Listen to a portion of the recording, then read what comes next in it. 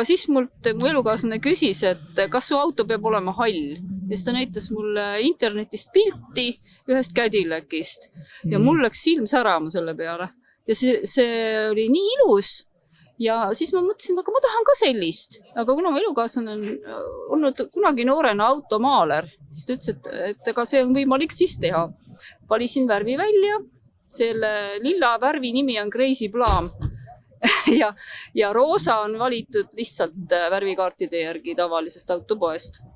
Aga see lilla värv tuli eraldi segada spetsiaalse retsepti järgi, mis on aastast 72.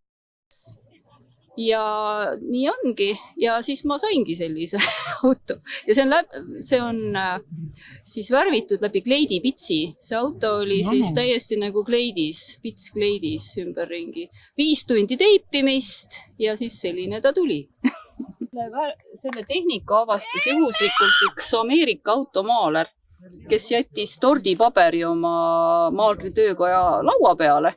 Ja siis ta vaatas, et vau, kui äge muster. Ja siis ta leiutaski sellise viisi, kuidas saab siis mustrit auto peale.